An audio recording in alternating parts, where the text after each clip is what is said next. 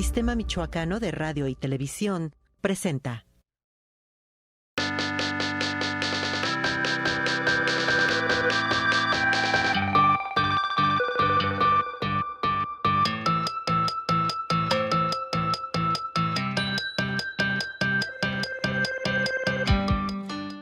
Hola, ¿qué tal? Soy Guadalupe Santa Cruz. Me da muchísimo gusto saludarle. Sea usted bienvenido a este programa Conoce tus Derechos, una producción del Sistema Michoacano de Radio y Televisión y de la Comisión Estatal de los Derechos Humanos. Hoy tenemos un invitado muy especial. Se trata del doctor Homero Valdovinos Mercado, quien ha sido fiscal electoral y también presidente del Tribunal Estatal Electoral, con un tema, pues, por demás, muy interesante, que son los derechos político-electorales. Y le doy la más cordial de las bienvenidas. ¿Cómo se encuentra, doctor? Muy bien, Lupita, muchas gracias por la invitación. Gracias a esta Comisión Estatal de los Derechos Humanos, que también se preocupa por este tipo de temas, que de verdad son muy interesantes y que para la sociedad es también algo que deben de saber y que deben de estar involucrados. Entonces, agradezco la invitación y saludo a tu auditorio con mucho gusto y aquí estamos a la orden. Gracias por su tiempo, doctor. Y iniciaríamos con algo que parece básico, pero bueno, ¿qué son los derechos político-electorales? Mira, yo creo que antes de responder ese tema, quiero destacar el artículo primero constitucional que prevé todo el tema referente a los derechos humanos. Entonces, desde ahí yo creo que es la base y que tenemos que tener todos en cuenta que es un artículo de la Constitución General de la República que prevé los derechos humanos y por lo tanto faculta y obliga a todas las autoridades de que velen por esos derechos humanos. Los derechos políticos electorales, pues es el derecho que tiene cualquier ciudadano y que puede acudir a las instancias competentes, como en este caso, por los órganos electorales, dependiendo la naturaleza del asunto o del tema que quieran conocer, que quieran impugnar, o algún acto de alguna autoridad, ya sea administrativa, algún actor político, algún partido político que les esté provocando algún daño, por llamarlo de una forma, y pueden acudir a hacer valer esos derechos políticos electorales. ¿A qué se refieren? Porque, bueno, la mayoría de los ciudadanos lo entendemos, doctor, al hecho de votar y ser votados, pero no es solamente eso. Sí, que también es un derecho que está previsto en nuestra Constitución. Si no mal recuerdo, la fracción primera del artículo constitucional, que todos tenemos ese derecho. Sin embargo, también ese derecho contempla o garantiza esa parte de cuando alguien tiene alguna cuestión que considera que como ciudadano le está causando o le puede provocar un daño incluso irreparable, puede hacer valer esos derechos políticos electorales a través de un medio de defensa, concretamente el juicio para la protección de los derechos políticos electorales. ¿Quiénes son las instituciones encargadas de garantizar estos derechos, por ejemplo? Si nos vamos de una forma ya poniendo sobre la mesa que hay un juicio para la protección de los derechos políticos electorales, en el caso aquí en el Estado, pues es el Tribunal Electoral del Estado, que es la primera instancia, y de ahí pues vienen otras instancias para efectos de hacer valer toda la cadena impugnativa, obviamente dependiendo del acto que en ese juicio se pudiese reclamar, pues está la Sala Regional, que en este caso es la Sala Regional Toluca, que es el superior jerárquico del Tribunal Electoral del Estado, y la última instancia pues es la Sala Superior del Tribunal Electoral del Poder Judicial de la Federación. En ese sentido, doctor, ¿podríamos hablar o decir que los derechos político-electorales también son derechos humanos? Claro. Sí, y más adelante, si tú me lo permites, por ahí traigo algún tema que es bien interesante, porque es un tema, Lupita, que cualquier ciudadano lo entiende, porque y también para incluso pues para todos los ciudadanos, actores políticos, estudiantes, o ciudadano común, que es algo que también debemos de entender. No tenemos que ser abogados o estar en un cargo de naturaleza electoral para poderlo entender, que hay un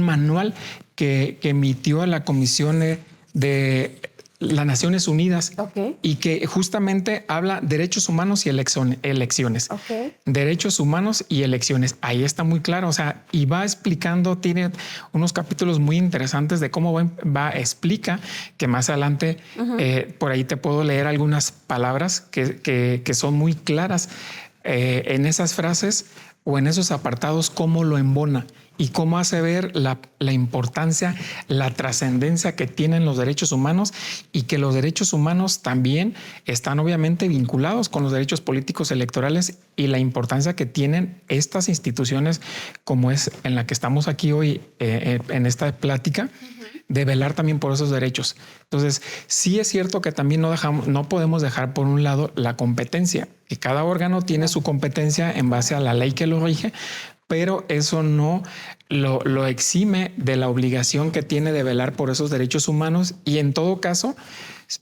pues remitirlo a la autoridad competente. Qué importante lo que nos estás comentando y compartiendo, doctor, porque luego creemos que estos derechos político-electorales solo competen a los políticos, ¿no? Y como ciudadana, pues digo, a lo mejor yo ahorita pues no soy diputada, no soy presidenta, no soy regidora, pero también puedo ser, a final de cuentas. Sí, puede ser, o incluso hay algo que pasa mucho y se da en la práctica, Lupita, el hecho de que hay personas que dicen, oye, yo nunca pedí que me afiliaran a un partido político. Sí, y pasa. Y estás afiliada. Entonces, si tú dices, bueno, pero yo nunca lo pedí, ¿por qué me estás afiliando? Y alguien puede decir, yo no, ni quiero estar afiliado, ni comulgo con los objetivos de ese partido político. Entonces, ¿qué es lo que tienes que hacer? Pues hacer valer un medio de defensa. ¿Cuál es ese medio de defensa? Un juicio para la protección de los derechos políticos electorales del ciudadano. ¿Ante qué institución, doctor? Aquí vamos a ejemplificar. Si se trata aquí en el estado, lo puedes hacer valer ante el propio tribunal electoral. Hay quienes pueden decir, bueno, es que no es ante yo como tribunal, sino que esto le compete al propio partido. El tribunal tiene la obligación de remitírselo al partido, y que el partido de primera mano o de primera instancia resuelva. De no ser favorable a tus intereses, puedes seguir haciendo valer las siguientes instancias, pero para darle como esa claridad y que no hay ningún, porque alguien puede decir, oye, es que tú no tienes que ir al tribunal, porque si vas al tribunal no te va a resolver. Pues a lo mejor dice el tribunal, yo no soy competente, pero él tiene la obligación de remitirlo a la autoridad competente. Muy bien, doctor. Si me permite, tenemos que hacer la primera pausa, pero yo le invito a usted para que continúe con nosotros. Ya ve que el tema de hoy está muy interesante. Continuamos.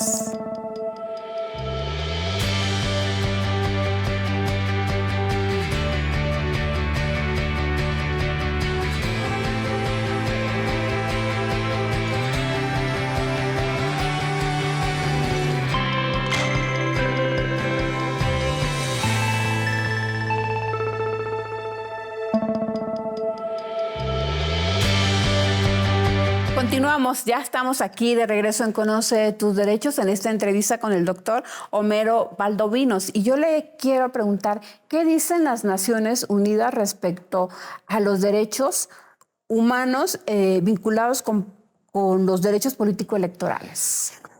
Fíjate, Lupita, te adelantaba este tema de que el manual sobre las normas internacionales de derechos humanos en materia de elecciones, que es un manual que editó las Naciones Unidas, y se me hace un tema muy interesante porque me parece que hay quienes pueden pensar que las comisiones estatales de los derechos humanos pudiesen entrometerse en temas que no son de su competencia.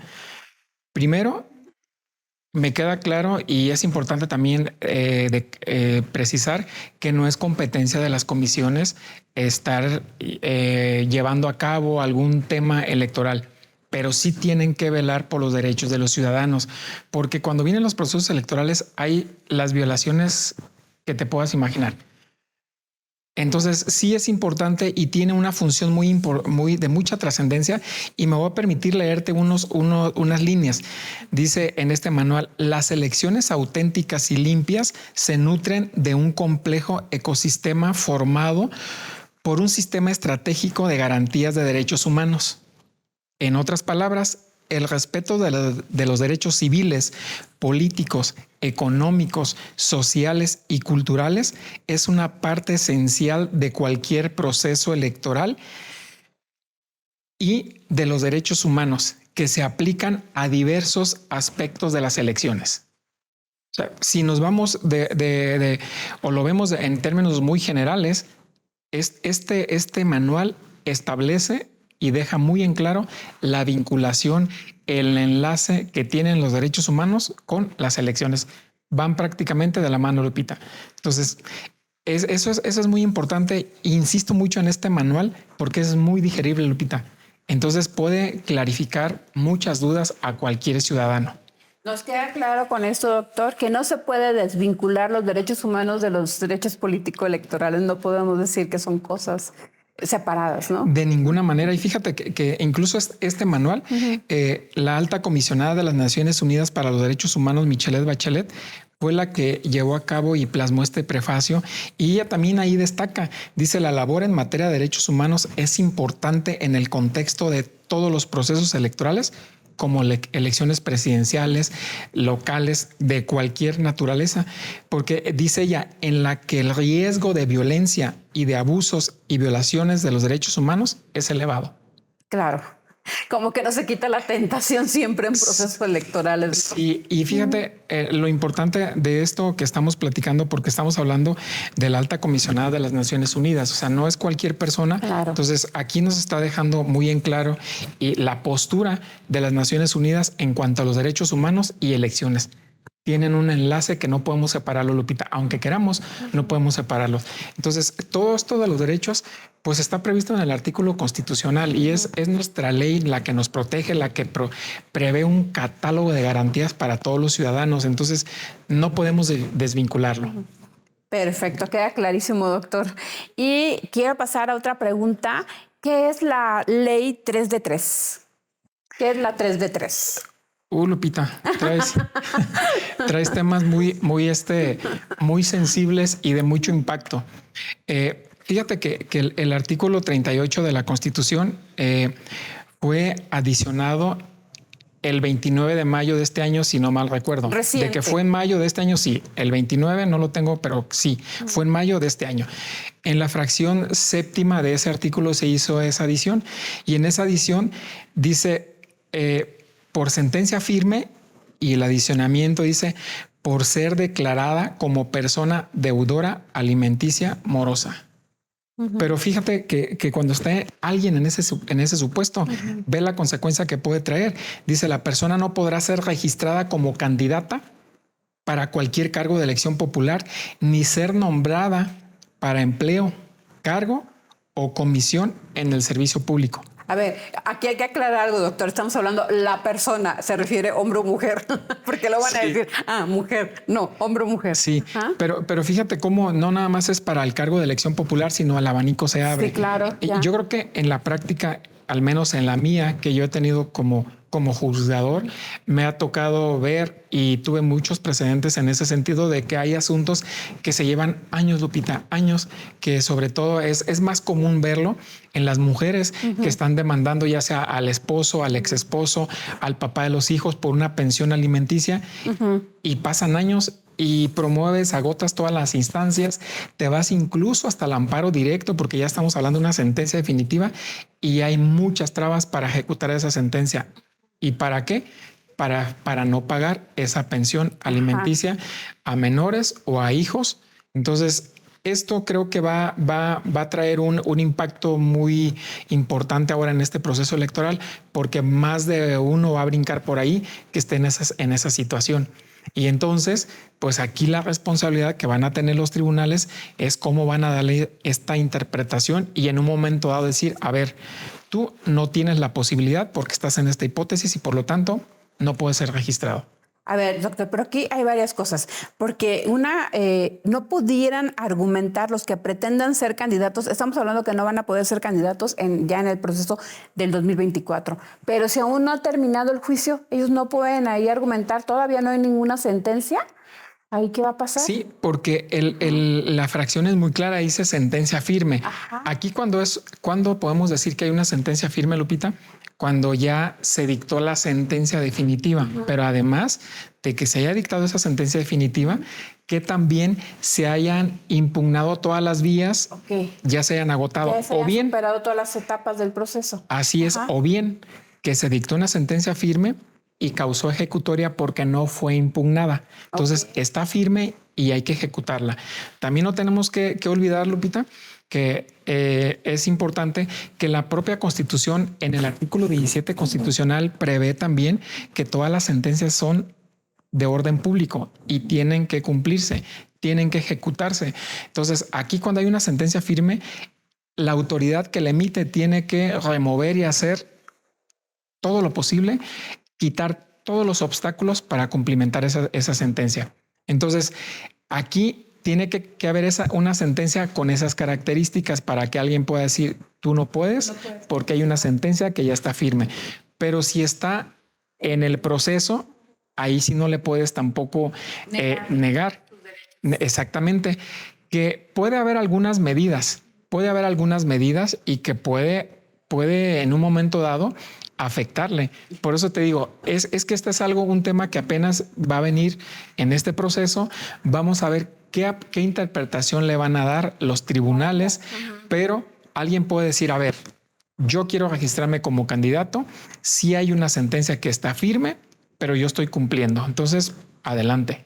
Pero alguien puede decir, o un tribunal a lo mejor no tiene esa claridad y puede en un momento dado pues negarle ese registro. Pero bueno, también tenemos que advertir que hay los medios de defensa para en un momento dado, si algún tribunal o alguna autoridad administrativa dice, sabes que tú no puedes ser registrado porque hay una resolución, y entonces dices, como ahí está esa resolución, no te puedo registrar.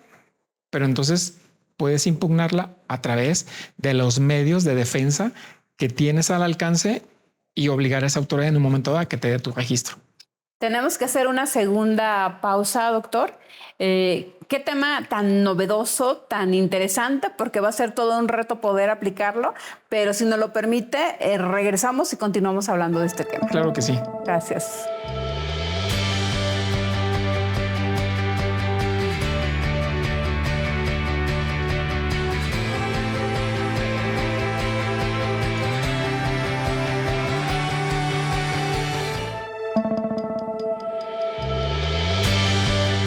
Gracias por continuar con nosotros en Conoce tus Derechos. El tema que estamos abordando en este programa precisamente son los derechos político-electorales con el doctor Homero Valdovinos, quien es experto en este tema. Y pues para continuar con la charla, que ya estamos en el último segmento, se nos fue rapidísimo, doctor. El tiempo. Sí, es preguntarle, usted tiene mucha experiencia en este tema, ¿cómo evitar el que utilicen a las mujeres para perder? Porque bueno, ya la historia nos ha dicho que muchas veces las mandan a competir en municipios, distritos, que los partidos saben que ahí no van a ganar.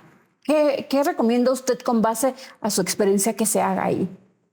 Fíjate, Lupita, que eso es algo que en la práctica se sigue dando. A mí me parece que en este caso aquí las mujeres obviamente pues tienen que hacer valer sus derechos. Cuando pasa eso, es violencia política. Es violencia política. Alguien puede decir, bueno, ¿es violencia política de género? A lo mejor no, pero sí es violencia porque te están mandando a un municipio o a un distrito donde saben que van a perder. ¿Y cómo es que saben? Porque históricamente los partidos tienen eso, claro, tienen ese control. Las lecturas ya. Exactamente, tienen la lectura, tienen los antecedentes y entonces se ha dado el caso, incluso yo como me tocó, tú lo comentaste, siendo yo magistrado del Tribunal Electoral del Estado de Michoacán, tuve varios asuntos de ese tipo, donde las mujeres, algunas decían, oye, yo pretendo ser candidata por este distrito o por este municipio, pero da la casualidad que aquí siempre hemos perdido. Entonces, históricamente están los antecedentes. Han pasado tantas elecciones y en todas han perdido. Me están mandando justamente por ese hecho y entonces considero que están ejerciendo política, están ejerciendo violencia política en contra de mi persona. Entonces, es un tema muy interesante porque sí se da mucho en la práctica. Entonces, aquí me parece que eso, pues obviamente tienen que hacerlo valer a través de un juicio para la protección de los derechos políticos electorales y destacando ese punto en el cual se tiene que hacer justamente el señalamiento histórico de los procesos electorales con antelación. Ahora, alguien puede decir, híjole, es que me la pones un poquito complicada porque si yo pretendo ser candidata y me están mandando a ese municipio donde siempre se ha perdido, ¿yo cómo voy a tener los datos?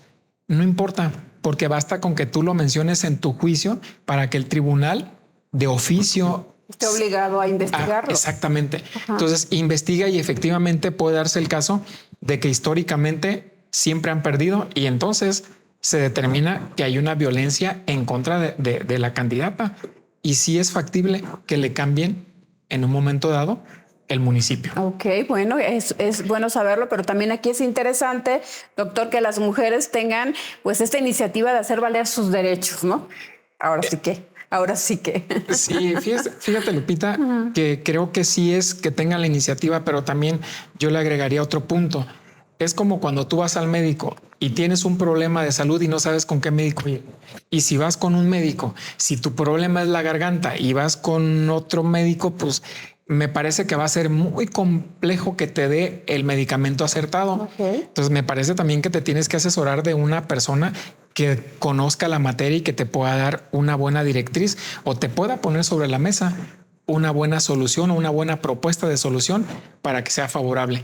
Entonces aquí yo sí he visto en la práctica o en mi experiencia que muchas mujeres se quedan en esa parte. Pero ¿para qué impugno? Pero si impugno va a ser peor y entonces me van a pasar esto o me van a quitar y ya no me van a dar nada, cosas así. Entonces, pero me parece, como tú dices, sí tienen que dar ese paso. Pues si ya van, que vayan por todo. Exactamente. ¿No? Exactamente. Sí. Entonces sí es importante esa parte que también ellas tienen que animarse a hacerlo. Pues sí. Acudir a los tribunales. Claro. Por eso tenemos esos tribunales, para eso están, para que vayan y presenten sus demandas y se les dé el trámite y se les dé el acompañamiento y tengan en un momento dado una resolución favorable que les restituya de esa violación. Pues sí, doctor. En otro tema, cuando usted fue magistrado del Tribunal Estatal Electoral de Michoacán, impulsó, cimentó la Defensoría del Tribunal. A distancia, ¿cómo la ve? ¿Cree que sí cumple las funciones para la cual fue pensada y creada? Híjole, fíjate que es un tema un poquito complejo por el hecho de que en aquel momento que yo se la propuse a mis compañeros, bueno, yo hice un plan de trabajo que primero les expuse para que después ellos se convencieran y fuera aprobado y quedar ahí. Yo creo que no te puedo decir exactamente si el funcionamiento que tienes como para darle una calificación, pero yo creo que cualquier defensoría de esa naturaleza siempre va a ser buena y siempre va a cumplir con las funciones y a más de a una persona le va a ayudar, porque también en la práctica, Lupita, se da mucho el caso de que hay mujeres que pretenden acceder a alguna candidatura que se les dé esa oportunidad. Y a veces les rechazan y dicen, bueno, ya no puedo hacer nada, ya no sé qué hacer, porque si voy a contratar a un abogado me va a cobrar y me va a costar y no tengo los recursos. Bueno, ahí está. El tribunal tiene esa área a la que puede ir y entonces plantear y que le lleven su defensa. Yo en aquel momento lo propuse, obviamente porque la Sala Superior la tiene, pero también en todos los órganos jurisdiccionales, el Poder Judicial de la Federación, los tribunales locales tienen esa figura y hay muchas personas que no tienen el recurso económico para contratar a un abogado y el tener eso es de gran ayuda. Que hagan uso. Exactamente, entonces que hagan uso y que vayan y que les atiendan y que les lleven sus juicios. Entonces me parece que es bueno que exista. Y yo creo que las personas que se animan a ir, pues siempre va a ser bueno. Doctor, ¿qué cree? Ya se nos terminó el tiempo, fue muy rápido, se nos fue como agua. Lo vamos a invitar posteriormente para que nos siga compartiendo sus conocimientos, experiencias sobre estos temas, pues que ahorita son tan importantes y valiosos que la gente los conozca. No sé si nos quieras dar un comentario final. Pues primero agradecerte, Lupita, y con mucho gusto cuantas veces lo consideres que puedo yo aportar algo, yo estoy aquí con muchísimo gusto, siempre lo estaré. Y la verdad que es el tema de los derechos políticos electorales, todo lo que tiene que ver esto con los procesos electorales me apasiona, y hay muchos temas muy interesantes, y sobre todo en el tema de las mujeres, Lupita, que me parece que no han avanzado lo suficiente, que siguen quedándose ahí, porque hay muchas cosas que pueden hacer, y eso es en beneficio para que se empoderen y lleguen a los cargos. Por supuesto, Porque para hacer la diferencia. Porque tienen la capacidad. Claro, pero además le voy a decir, en mi experiencia, cuando las mujeres llegan es que hacen los cambios que nosotros hemos vivido y que padecemos y que sabemos. Pero bueno, muchísimas gracias, doctor. Al contrario, muchísimas gracias. Buena tarde. Gracias a usted por habernos acompañado y lo esperamos en la próxima.